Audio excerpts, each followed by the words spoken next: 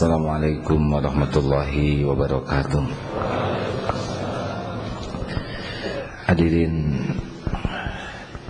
kita sering berusaha sekuat tenaga menjaga agar pakaian kita tidak kotor.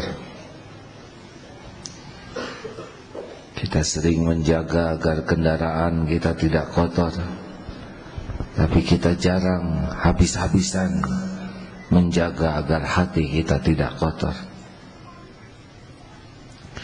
A'udzubillahi minasyaitonirrajim. Qad aflaha man zakaha wa qad khaba man dassaha. Amat sangat beruntung, sukses, bahagia, menang orang yang mensucikan jiwanya, dan merugilah orang yang mengotorinya. Jadi kita harus tahu bahwa salah satu yang sering kita lalaikan adalah kita membiarkan banyak hal yang tidak perlu mengotori hati kita. Padahal kedekatan dengan Allah sangat bergantung dari qalbun salim. Bukan banyaknya ilmu, bukan banyaknya amal, tapi bersihnya hati. Semakin bersih hati seseorang, semakin mudah untuk yakin. Jadi kalau ada yang bertanya, kenapa saya kurang yakin kepada Allah, artinya hatinya masih kotor. Secara sederhana akan kita bahas apa saja yang mengotori hati. Yang paling mengotori hati adalah dua. Satu, duniawi ini, cinta terhadap dunia, hubbud dunia. Dan yang kedua, nafsu. Kalau kita berhasil mengenal dan menaklukkan, menempatkan dengan tepat, maka hati itu jauh lebih tenang. Seperti dunia ini, kita sering menganggap kesuksesan datang dari kekayaan, gelar, pangkat, kedudukan, popularitas, piala. Padahal tidak ada dalam Al-Quran alat ukur kesuksesan kecuali cuma satu, inna akramakum indallahi atqakum. Maka mari lihat dunia ini biasa-biasa saja, tidak usah kagum. Dengan mobil bagus ya sudah, senang, bagus. Cuma hanya kaleng, karet, plastik. Dan diberikan tidak hanya kepada orang yang baik, penjahat juga mobilnya bagus-bagus. Biasa. Bolehkah senang kepada mobil bagus? Boleh, tapi tidak boleh kita menganggap kemuliaan datang dari mobil. Saya sendiri kalau disuruh milih, mending mobil butut, mending mobil bagus, sejujurnya saya akan memilih mobil bagus daripada mogok, stres. Tapi mobil bagus dengan catatan tidak akan mengotori hati. Kalau mobil itu sepanjang adanya hati kotor, jadi ujub, naik mobilnya jadi pengen dilihat orang, ninggalkan di parkir kepikiran terus, takut kecodet, spion takut hilang, parkir pengen dilihat orang, keondangan pengen berhenti persis di pintu pengantin supaya kelihatan itu mobil kita. Lalu jadi boros untuk pengeluaran, beda dengan sedekah. Kalau hati jadi kotor, enggak ada apa-apanya kaleng sampai mengotori hati. Apa perlunya kaleng mengotori hati? Kendaraan tuh yang penting kita sampai dengan selamat, aman dan nyaman. Tidak harus punya, yang penting sampai. Benar? Banyak yang tidak punya kendaraan sampai, betul? Banyak yang punya kendaraan tidak sampai. Sudah, saudara kalau mau punya yang bagus boleh, tapi periksa. Saya mohon maaf, ini tidak mau ikut campur kepada yang punya mobil peleknya bagus. Saya senang lihat mobil peleknya bagus, tetapi yang bagus kan peleknya. Yang punya pelek jarang lihat pelek itu karena dia di dalam mobil, kecuali kalau di pangku itu peleknya. Orang yang lihat pelek juga muji, bukan muji yang punya mobil, tapi muji peleknya. Lalu yang punya ngacung, punya saya, juga tidak nambah apa-apa. Silakan beli pelek dengan niat ngasih rezeki ke tukang pelek. Tapi kalau niat bangga, orang cuma muji peleknya aja, kita cuma dapat cicilannya. Biasa, harus mulai lihat biasa. Mobil terbaru, ya alhamdulillah. Kalau kita dijemput mobil bagus merasa bangga, udah kena tuh hati. Datang mobil yang paling bagus, kita dijemput, senang dilihat orang, dadahnya lama. Setiap orang tahu kita nebeng. Kenapa kita jadi bangga? Dan kita juga tahu itu mobil kantor. Tapi kadang rasa bangga dijemput mobil bagus, itu ciri kita sudah nyantel dunia. Mau bagus, mau sederhana, giliran dijemput pakai mobil sederhana, tertekan. Termasuk nih ke sini. Kalau yang mobilnya bagus diupayakan bolak-balik. Misal yang motornya jelek datang paling awal, cari semak-semak di pojok sana. Nanti setengah 12 ketika sudah sepi baru dia keluarkan. Bangga, ujub, sombong, ria dengan benda, minder dengan benda, sama tuh cinta dunia. Gak usah malu. Sekarang punya mobil bagus dijual jadi naik motor, gak apa-apa, sama-sama. Yang penting nyampe. Jangan nyantel. Lahir juga kita gak bawa apa-apa, beres-beres saja, ya. Jangan beli mobil karena gengsi. Mau apa? Orang sudah tahu sekarang cicilan di mana-mana, ya. Halo? Harus mulai nih. Kalau dijemput pakai mobil bagus, ya namanya nebeng biasa saja. Naik angkot, naik taksi, jangan nyiksa diri. Mungkin saudara sudah tahu, kalau model-model kita naik taksi kan jarang bahagia. Apalagi taksi yang mahal. Kalau turis naik taksi menikmati pemandangan, kita nggak ada pemandangan selain satu-satunya argo. Itulah yang membuat kita menderita. Sudah ojek aja lah, ya. Hadirin, ini kelihatannya sederhana. Kontrakan kecil malu, kontrakan besar ujub. Ini penyakit ini, ngotorin hati. Mau besar mau kecil sama. Semua rumah di dunia ini milik Allah. Manusia cuma nebeng, ngaku-ngaku sebentar, belum tentu nyenyak. Lihat hotel megah, udah nggak apa-apa, nggak usah iri. Itu kapling masing-masing. Mau apa? Kaki nomor 36, ada teman sepatu nomor 42. Mau apa iri? Hah? Stres, saudara. Di depan pakai koran, di belakang pakai elap.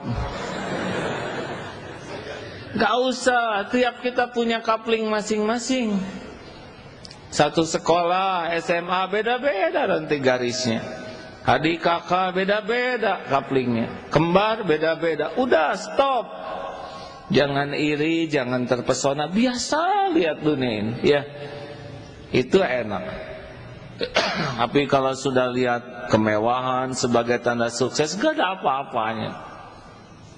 Permata ya cuman batu lah, ya. Benar? Tapi mahal, ya batu ya tetap. Semahal-mahalnya juga batu, iya kan? Yang mahal mah orangnya, imannya. Sekarang punya permata sebesar begini, hatinya nggak punya iman, sampah. Dah biasa aja. Mau batu permata, batu baterai, batu kebak, batu bata, ya sudah.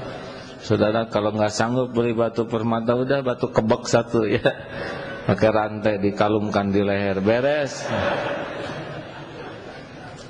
Rasulullah Shallallahu Alaihi Wasallam mau naik unta bagus, naik keledai sama. Tidak ada rasa mulia dengan kuda bagus, tidak merasa hina dengan keledai. Kalau sudah merasakan ini, jauh lebih bersih. Ayo ukur. Kalau punya motor baru, terus keliling di gang, itu ciri-ciri. Tentang barang-barang bermerek, biasanya orang merasa bangga kalau barang bermerek. Tidak ada masalah, kalau saudara mau pakai merek boleh, tapi jangan merasa mulia dengan merek. Itu kan cuma merek, apa urusan dengan kita? Misalkan jam tangan Cilox, ya, saya tidak boleh menyebut merek hadirin. Ya hanya jam tangan, mau harganya 50 juta, apa artinya 50 juta kalau dia tidak bayar zakat? Kecepatannya juga sama dengan jam 20.000. Saya sarankan model-model kita ini bukan menghina ya. Nggak usah pakai beli yang merek mahal, nggak ada yang percaya. Ngaku asli juga tetap dianggap KW3 ya. Dah lah. Kita mah bukan ingin, boleh punya karena awet boleh. Karena yang penting berlebihan itu bukan mahal atau murah, berlebihan itu melampaui keperluan atau tidak. Kalau kita perlunya waktu yang bisa masuk ke dalam air, tahan sekian, bisa dipakai terjun, ya beli yang wajar. Tapi kalau perlunya biasa, ya sudah biasa.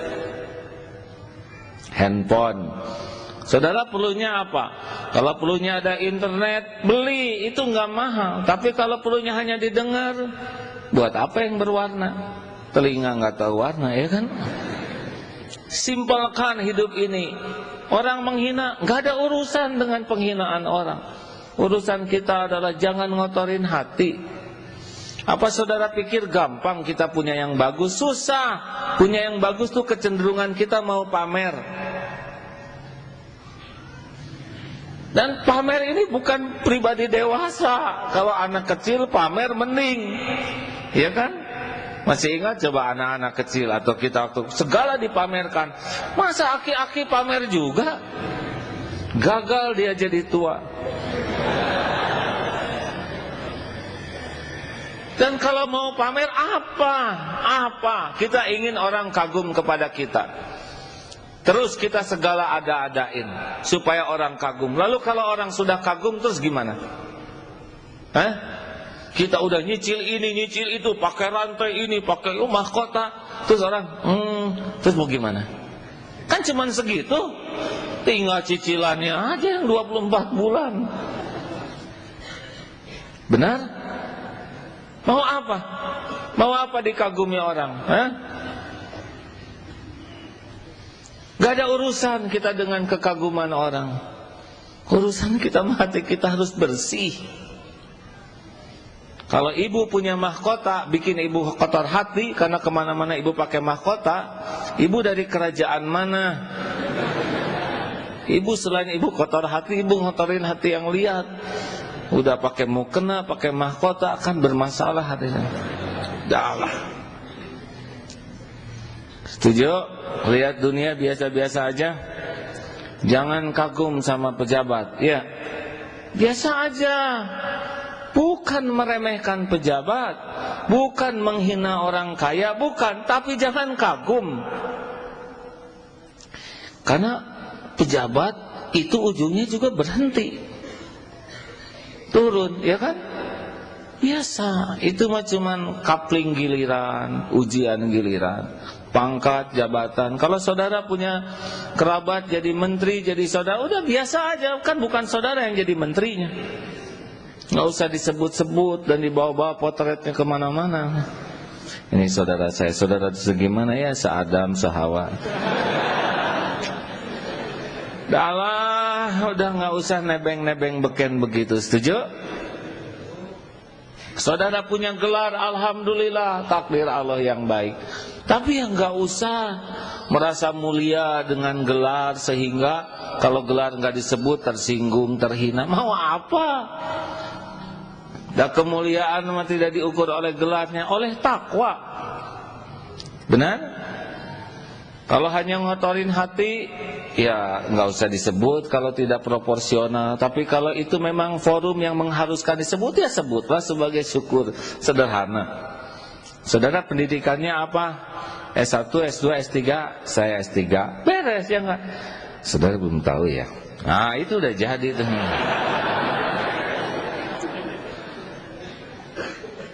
Darah mending bisa sederhanakan topeng kita. Setuju? Kata kuncinya adalah jangan sibuk dengan penilaian makhluk dah. Biasanya kita topeng duniawi ini karena kita ada pengennya dari makhluk. Pengen dipuji, pengen diakui, pengen diperlakukan spesial, pengen dikagumi. Terus mau apa? Makhluk tuh gak punya apa-apa, nebeng hidup. Yang punya apa-apa segala-gala tuh Allah. Selain Allah ya kayak kita gini, utek-utekan sebentar, petantang-petenteng pada mati, nggak ada pahala, nggak punya sorga. Setuju hadirin? Sepanjang dunia masih menyilaukan kita, ada susah bersihnya. Adanya jangan sombong, biasa aja. Sedikitnya nggak usah minder. Lihat orang lain gak usah iri, udah gak apa-apa, kapling masing-masing. Diambil oleh Allah, ya udah gak apa-apa, semuanya ada waktunya. Sekarang punya motor, adik sakit, motor dijual, ya udah jual aja. Tapi ini sejarahnya, jangan nyiksa diri, udah. Sejarahnya berhenti sampai di sini. Jual, tapi belinya 14 juta, masa dijual 8 juta? Ya ada dijual 14 juta juga gak ada yang beli. Udah gak apa-apa 8 juta. Tapi ini gak usah ngotorin hati, udah. Nanti ada lagi rezeki. Jangan ribet dunia ini ya. Jangan perkara-perkara remeh-temeh. Gak usah perkara uang, tetek bengek, gak boleh ngotorin hati. Mau makan pisang goreng dimakan oleh temennya sudah halal, beres. Yang mana tong gitu. Tersinggung ya orang. Hafalan saya 4 juz, kamu cuma 1 juz pisang goreng. Wah, makin jelas tuh. Hadirin, enggak lah. Simpelkan aja. Punya kopiah dipinjam teman, kelihatan dia suka, enggak dikembaliin, halal, beres. Punya hutang ke kita, dia nggak mau ngembaliin aja, lihat udah susah, halal Kang, nggak usah dipikirin, beres. Tapi 5 juta, ya dari dipikirin juga nggak ada buat bayarnya. Tapi siapa tahu tahun depan dia bayar, siapa tahu bulan depan dia meninggal. Kalau sanggup halal-halalkan, kalau rada banyak ya tahan dulu lah ya.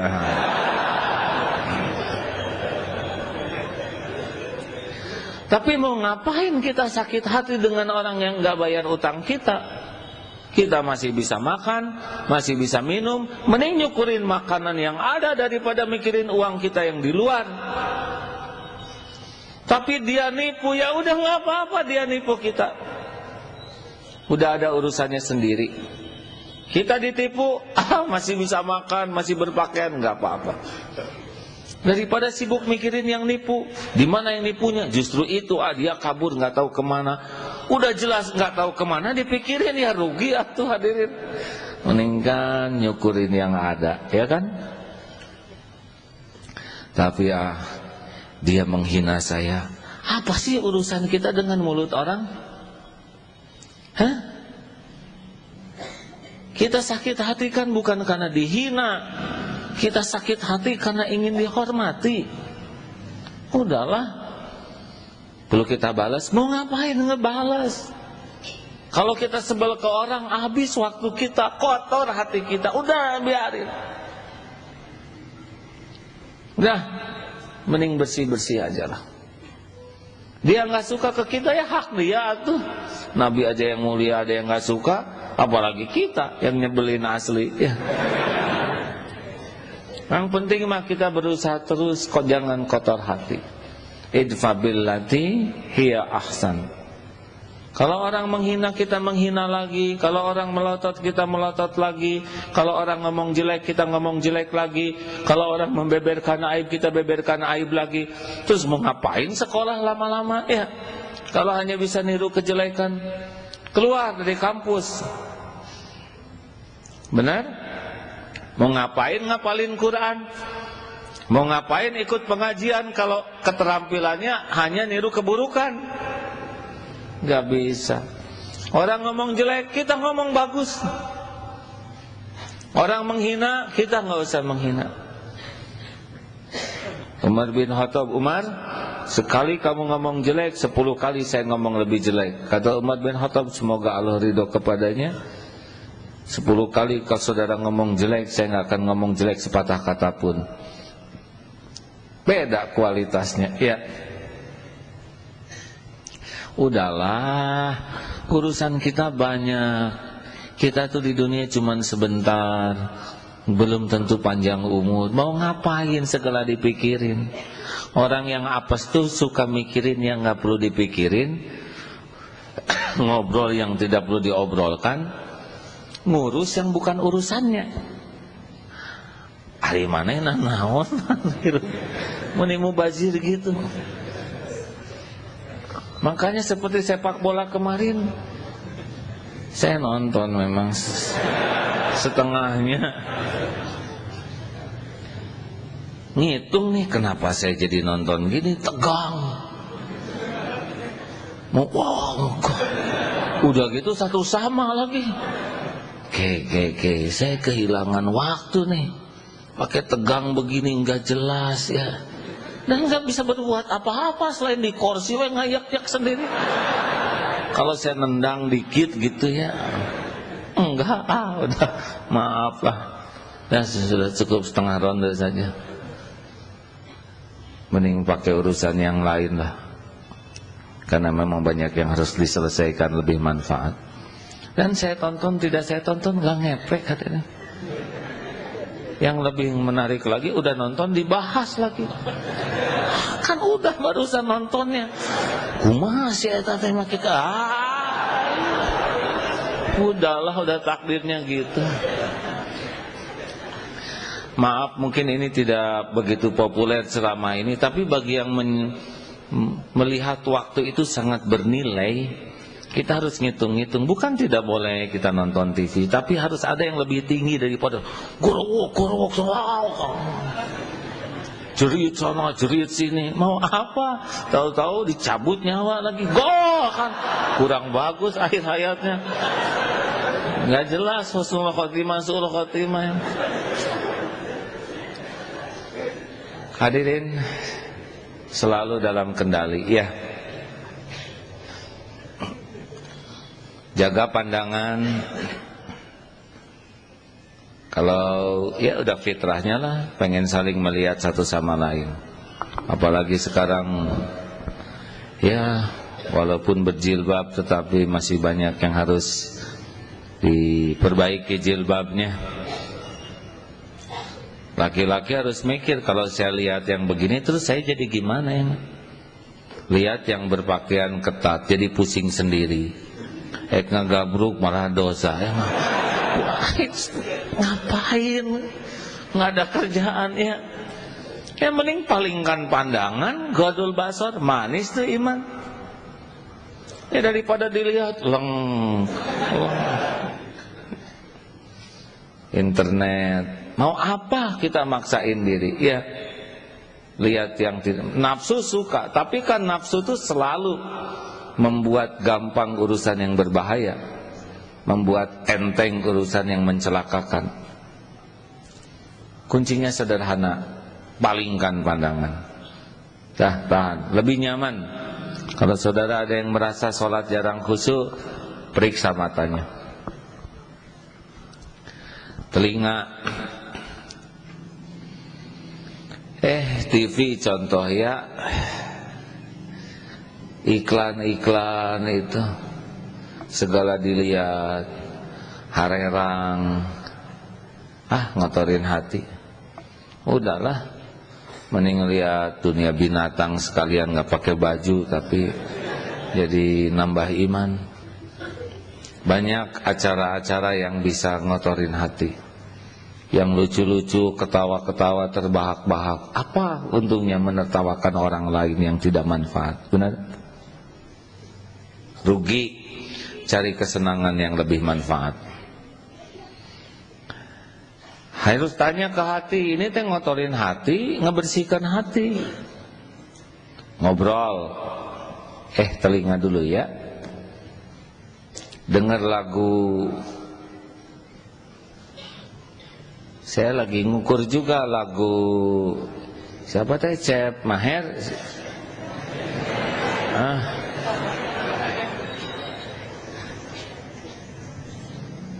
Tapi waktu saya nonton konsernya memang nggak niat pengen nonton konsernya, pengen lihat situasi ya.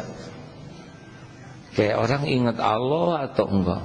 Ada yang sibuk joget, teh ingat Allah atau enggak? Ibu-ibu lagi udah sepuh pakai jilbab, kalah ibu teh kumaha eta. Ini teh ingat Allah atau enggak? Ada yang tafakur tentang suara, mungkin ya jadi apa? Ada yang tentang syairnya. Tidak mudah lagu bisa membuat ingat ke Allah. Periksa aja ke hati. Ini lagu bikin bersih hati saya atau enggak?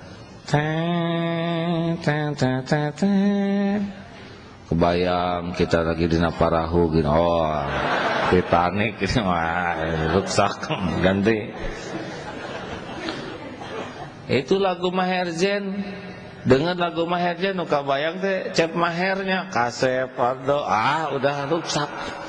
Ada seorang suami sampai di BlackBerry-nya tuh diganti potret dia dengan potret Maher Zain. Karena istrinya naksir berat sama Maher Zain. Rusak hadirin. Janganlah pakailah yang Asmaul Husna atau apalah.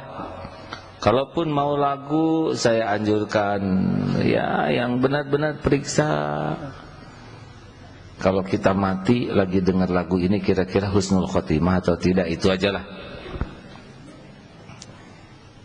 Jadi pada mikir, lagu ada yang bagus tuh. Tuhan, dosaku menggunung tinggi. Itu boleh gitu-gitu. Cirembai, bagus. Ya daripada enggak. Udah lewat. Masa lalu itu. Periksa ini arti saya nambah bersih, nambah enggak. Termasuk kalau mau nyanyi-nyanyi gitu ya, periksa apa nih manfaatnya. Memang maaf ya, kalau mau bersih hati perlu serius mujahadah. Karena kalau ngikutin nafsu, jadi cepat kerasnya hati ini. Anjuran sih perbanyak dengar Al-Quran. Karena Al-Quran itu udah puncaknya nada, nggak bisa diiringi gitar. Coba Ustaz Zuhud ngimamin diiringi gitar, kan pasti nggak nanding, nggak akan ngejar. Pakai drum, pakai biola, nggak bisa. Udah gitulah Allah menciptakan nada, kelembutan, kehusuan. Berbahagialah saudara yang sudah mulai hijrah dan menyukai ayat-ayat Allah, menyukai asma-asma Allah. Jauh-jauh lebih membersihkan hati. Karena tiap dengar lagu tuh ada memori di belakangnya, ya kan?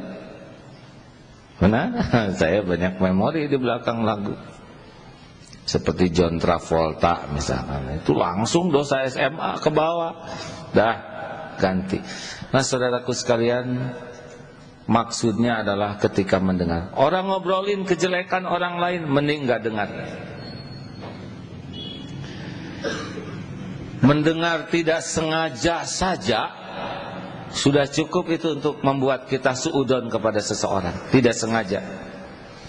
Bagaimana orang yang kerjanya tukang nyari kejelekan orang lain? Kebayang itu? Tak sengaja aja dengar, itu mobilnya ternyata nyicil dia. Tiap lihat mobil lewat pasti nyicil.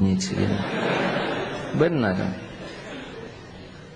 Makanya aman kalau telinga ini tidak dengar kejelekan orang lain. Gimana kalau dia ngejelekin kita? Enggak usah didengar. Orang menjelek-jelekan kita kan bukan urusan kita, itu urusan dia dengan Allah. Urusan kita adalah menjaga hati kita supaya tidak suudon, tidak tajasus, tidak bergibah. Lempeng aja. Dia nggak suka, kita mah nggak suka sama dia. Mau ngapain? Kalau kita sebel ke orang, dunia jadi sempit, wajah jadi nggak enak, kata-kata jadi garing. Benar? Dah, bicara. Kalau ingin bersih hati, saran saya jangan banyak ngobrol. Ngobrol itu tidak gampang. Cenderung pamer. Alhamdulillah anak-anak para lintan ranking 1 atau semuanya. Ya memang turunan sih.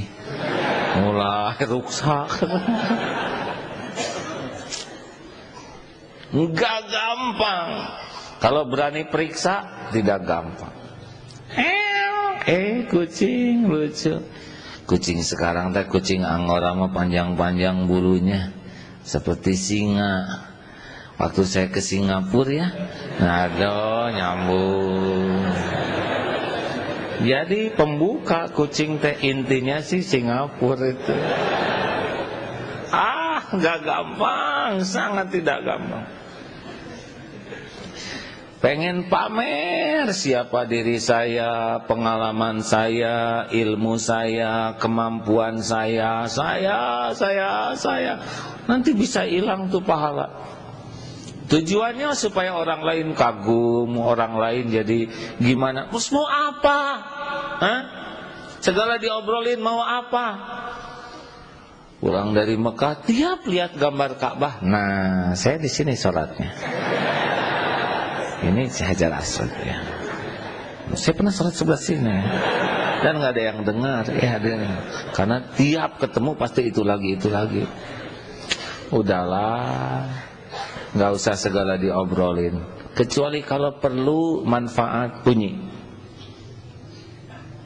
Bukan jadi judes, karena ngobrol itu kan bukan hanya mulut, tapi sikap, raut muka.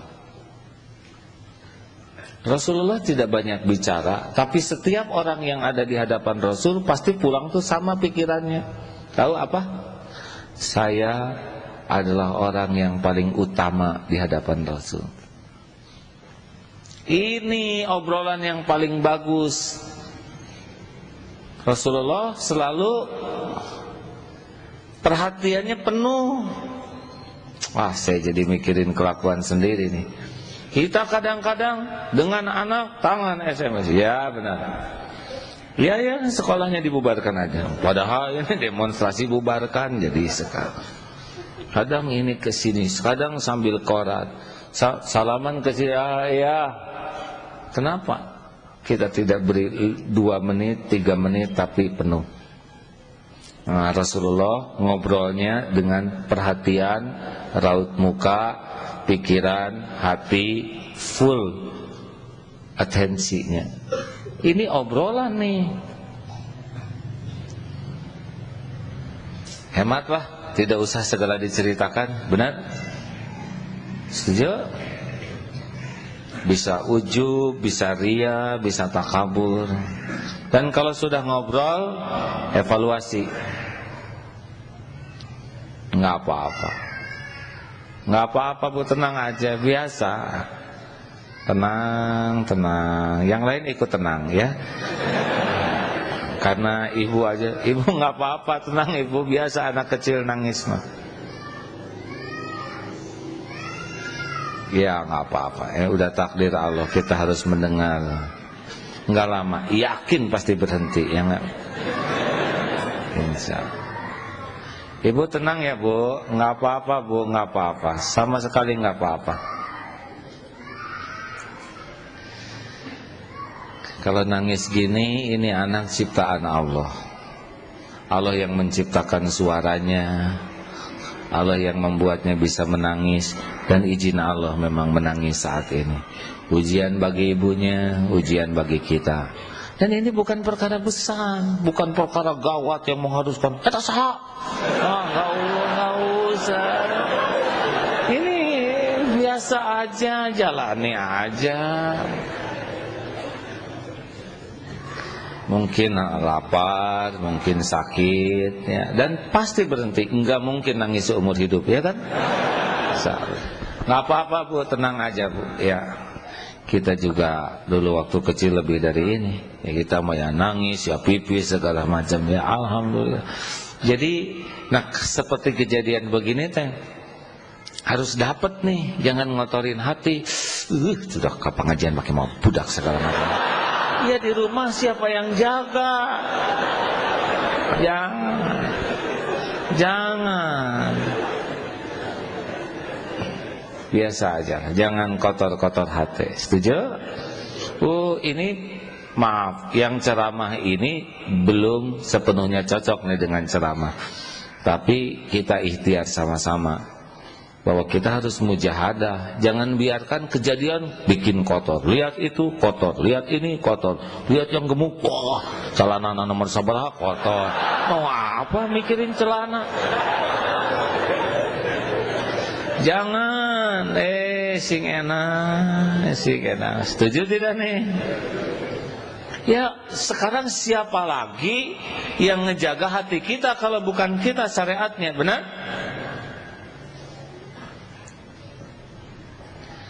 Tadi Ustadz Suhud ngimamin, beliau hafal Quran, diberi kenikmatan oleh Allah baca Quran, tapi yang belum makomnya, alah, ini panjang bisa. Saudara ngaku, ayo. Jika dia mau berhenti, ada lagi, aduh. Alhamdulillah, udah mah kita nggak ngerti, nggak apal, busuk hati kan dosa. Terimalah hadirin. Dan nggak bisa saudara ruku sendirian, ya kan? Ya Allah, ya udah garisnya saya harus apal nih. Saya juga dipaksa-paksain itu naon artina. Oh ya ini artinya, walaupun belum paham semua, tapi pasti ada hikmahnya, ya. Nah hadirin, bakal banyak kejadian setiap waktu nih. Selalu kunci kita adalah seperti pakai baju ini, jangan sampai ngotorin hati. Sekarang motor, misalkan kotor atau kegores cat kendaraan, mau ngambek, padahal kegores itu udah rezeki bengkel. Masa ini kegores, hati kegores? Ada yang mobilnya dekok, anaknya benyut, hadirin. Dia lebih sayang kepada mobil kaleng daripada anak dalam.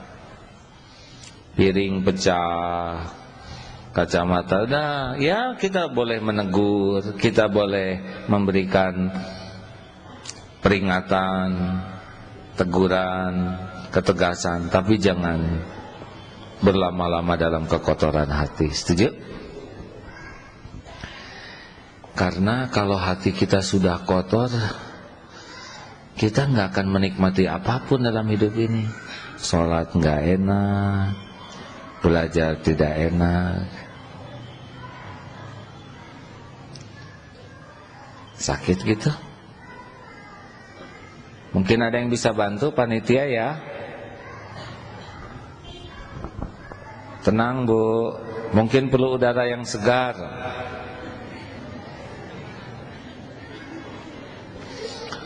Udah perhatiannya ke sini aja yang ke hati, ya, jangan sibuk udah tarik-tarik tuh. Bahasa ini kan lebih dimengerti daripada tangisan kan. Ujiannya begitu. Nah, Akan datang berbagai kejadian dalam hidup ini, baik yang diduga maupun tidak diduga. Tetap preferensi kita, jagalah hati kita, ya. Haruskah saya kehilangan kebersihan hati, atau haruskah saya kotori hati saya hanya dengan benda ini, hanya dengan omongan begitu? Haruskah saya kehilangan upaya saya membersihkan hati hanya karena perilaku orang begini? Jangan. Qalbun salim itulah yang berharga. Nah, mudah-mudahan ada hikmahnya, hadirin. Maaf kali ini sederhana, ya.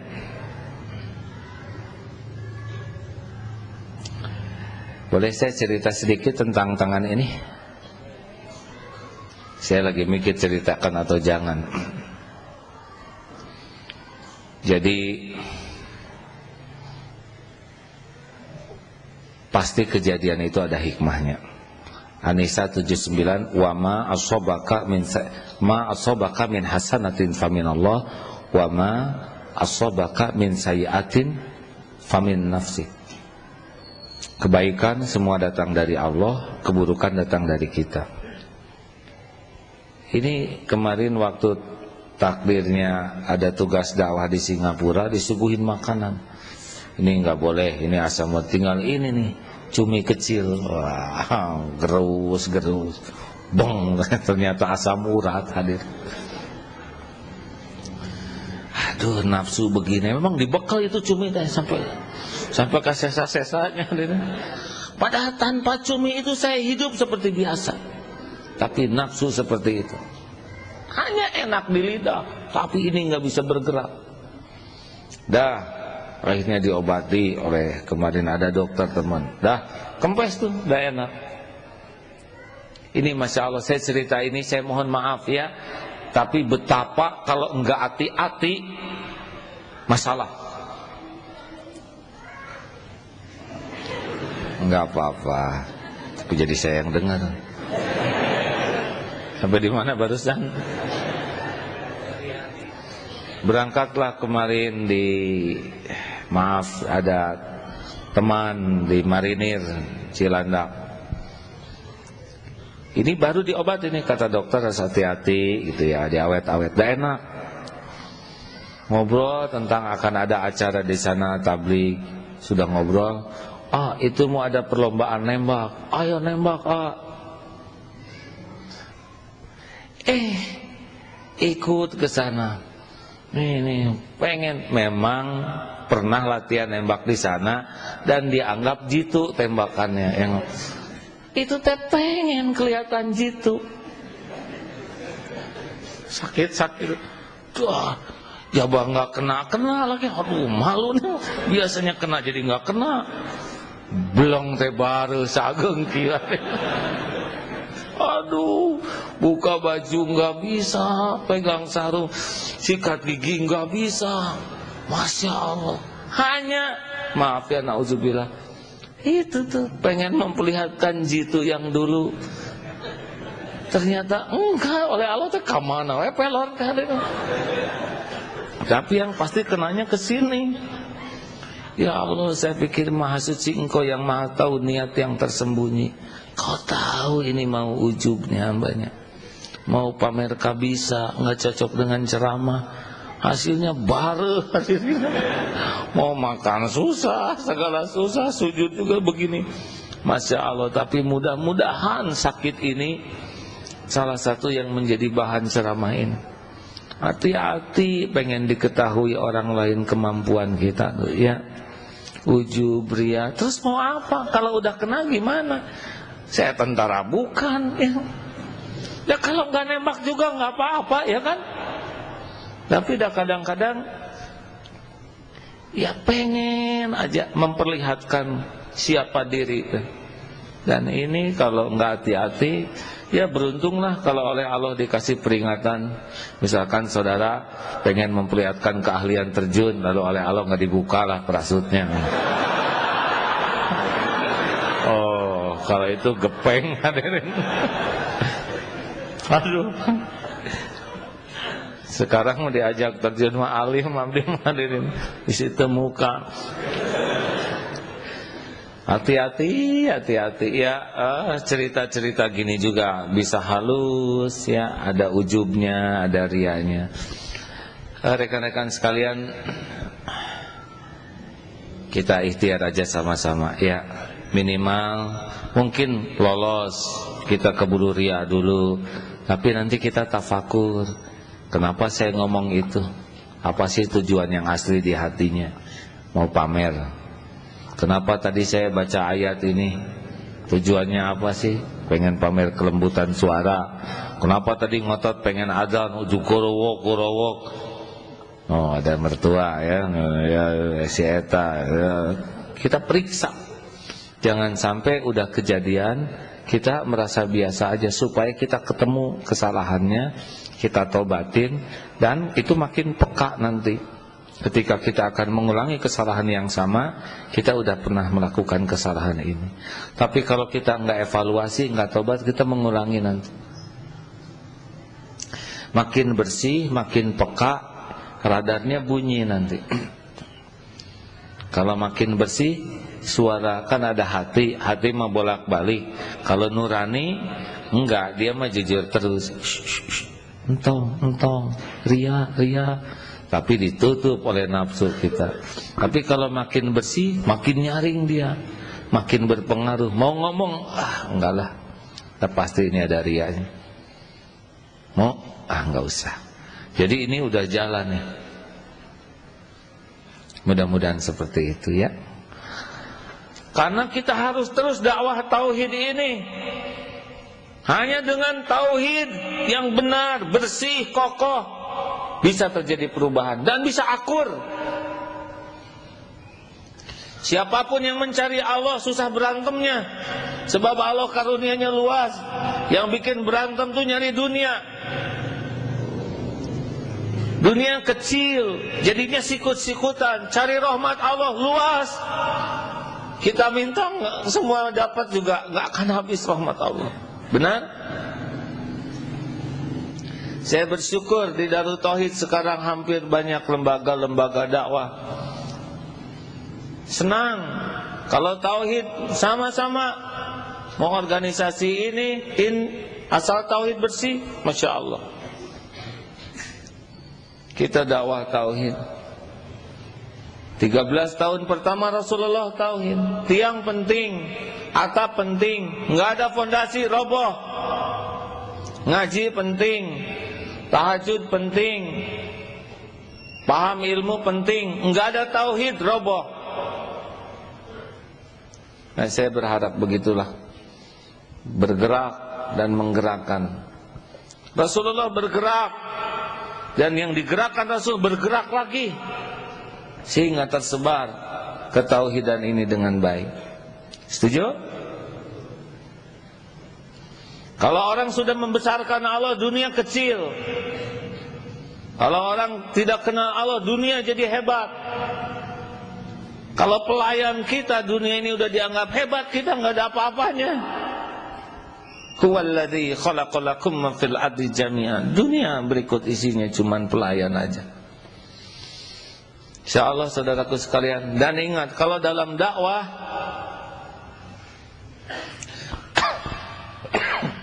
ini sebetulnya bahasan tanggal 3, ini bocorannya aja. Dakwah itu harus benar-benar diawali dengan kasih sayang. Pelacur ngasih minum seekor anjing, nggak ketahuan siapa-siapa, diampuni oleh Allah dosanya. Tetangganya mungkin masih nganggap ini pelacur yang terkutuk, tapi Allah sudah ngampuni, karena Allah melihat dia memberi minum seekor anjing sampai masuk ke dalam sumur. Dia tidak minta imbalan apapun dari anjing, dan hapus dosanya. Ada yang membunuh 99 orang, mau taubat, bicara ke rahib, rahib malah mengatakan tidak akan diterima, jadi 100. Dia belum ketemu orang tempat tobat, dia belum bisa tobat karena belum belajar, dia baru berjalan, dan diampuni itu oleh Allah. Bagaimana mungkin kita mau memvonis setiap orang, kan? Sedangkan Allah penciptanya lebih sayang kepada makhluknya daripada siapapun. Nah, saya berharap kalau kita mau terjun dalam dakwah, awali dengan kasih sayang. Ingin orang lain selamat, ingin orang lain bahagia, betapapun dia menyakiti kita. Mau apa hidup dengan kebencian? Ya, kita hanya benci yang dibenci Allah. Lihat orang berlumur dosa, ya kita harapkan dia bisa tobat. Lihat yang tubuhnya penuh tato, terus kita caci, jadi apa? Benyut kita, ya. Mendingan kita doakan. Lihat orang yang belum tidak beragama Islam, coba kalau kita lahir di keluarga dia, kita juga tidak Islam, mendingan kita doakan supaya dapat hidayah. Kita berlomba-lomba dengan akhlak yang baik, benar? Jadinya dakwah itu sesuatu yang membahagiakan kalau kita awali dengan kerinduan orang lain bahagia, selamat. Dan inna syaitana lakum aduun, musuh kita setan yang menculik orang-orang. Kalau diilustrasikan seperti anak diculik dan kita berusaha membebaskan anak, itulah dakwah. Terima kasih ibu bapak yang baik. Hari ini kita ceramahnya yang ringan saja ya. Saya mohon maaf, mudah-mudahan ada hikmahnya. Al-Fatihah. A'udzubillahi minasyaitonirrajim.